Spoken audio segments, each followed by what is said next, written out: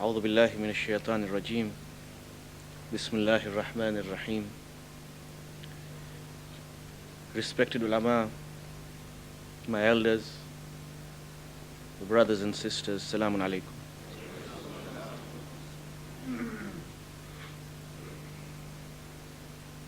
I would like to thank the organizers of today's program to having allowed me to speak for a few moments, to express once again our thanks and gratitude for all your support. When my father tragically passed away on Tuesday, it caught me by such surprise that I was for a moment unsure at all what to do. But immediately I was surrounded by people, friends, brothers who stepped in and right from that time have ensured that their support is there for us, and for that really I am truly grateful. The members of the World Federation's Executive Committee, the volunteers in the Jamaat, and each and every one of you has tried to come up and to express and share with us in our grief. And I have always sensed the genuine warmth in these messages from you, and they also have gone a long way to comfort me, my family. Again, we are truly appreciative of that. It would be remiss of me not to use this opportunity to ask you all that if my father in his lifetime owed a debt to any one of you, monetary or otherwise, then please inform me and my brother, and we will take steps, inshallah, immediately to rectify the situation. As you all know, it was my father's habit to speak his mind in a frank manner, and occasionally he may have said something that perhaps hurt someone's feelings, or in some way anybody may have felt slighted. Please forgive him, because I can tell you with certainty that my father loved this community greatly. I remember when I was young, and he would work for the community, and sometimes we would want our father too. And he would say to me, the community is very dear to me, just as you are all dear to me. And I want to share with you just a couple of things. I remember my father saying to me that he had such a love for learning, especially ilm deen, and the ulama amongst you and others may have known just how much he had already progressed on his own in that field, that when he was in Najaf in the 70s, I believe, he mentioned to Sayyid Al-Khui, Rizwanullahi alayh, that he would like to enroll in Najaf Ashraf, in the Hawza, and to continue with his studies over there. And Sayyid Al-Khui told him that if you come here, you will be one student amongst many thousands of students, and you will serve, and inshallah you will do well, but you will serve only your own interest. Rather than that, why don't you go back to your people and serve them? Make this sacrifice for them.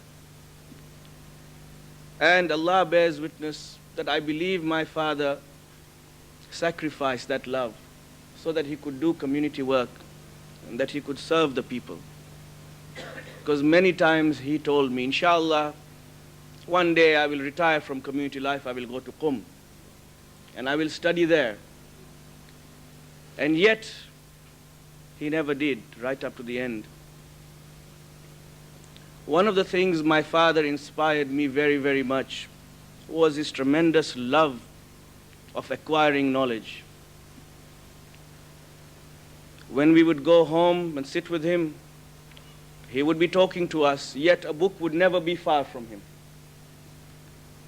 I believe my father, on a constant and daily basis, read more than 75 pages of material every day of his life.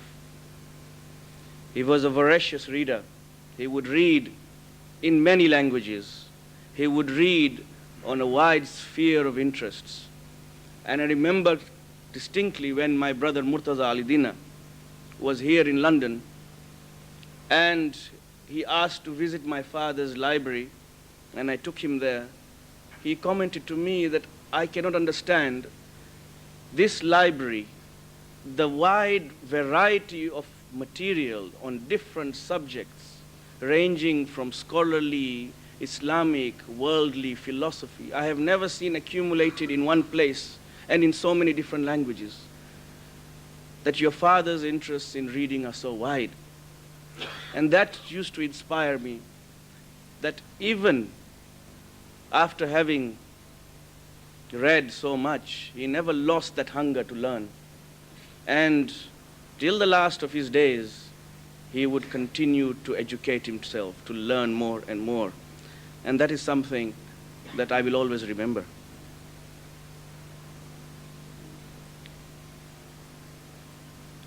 I will miss many things about my father.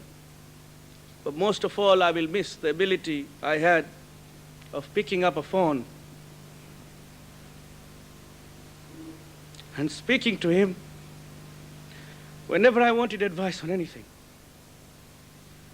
I would say to him, Papa, look, how should I tackle this problem? And he would always have an answer. I remember his answers were always the right ones for me. Recently, I picked up the phone and I said to him that I am principal in madrasa and there is going to be a problem. One parent is very upset with us and he is going to come to the madrasa and he is going to create a lot of fuss. Papa, how should I tackle it? He said to me, Abbas, go to his home, speak with him, be candid and frank with him, tell him to speak his heart before you open the madrasa. And I listened to that advice and I went to that man's house.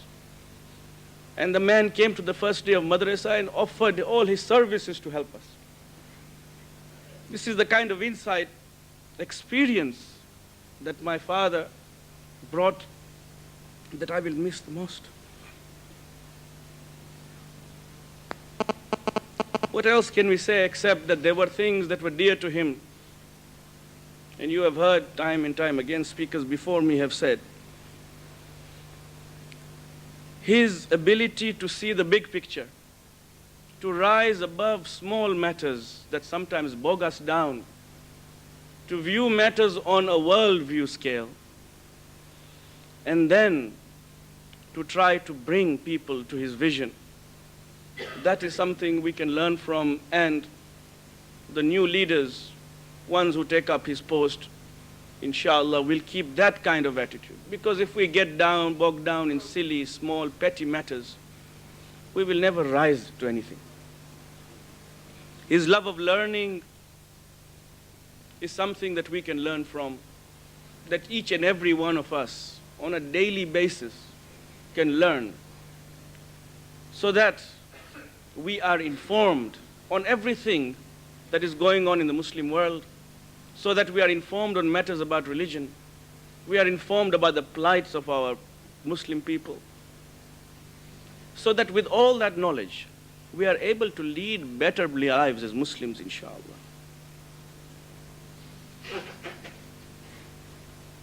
There is little more I want to add, and as you know, time is going past.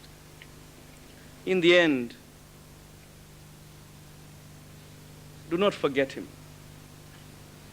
He loved you all. Remember him always in your prayers. Please remember him in Surah Fatih.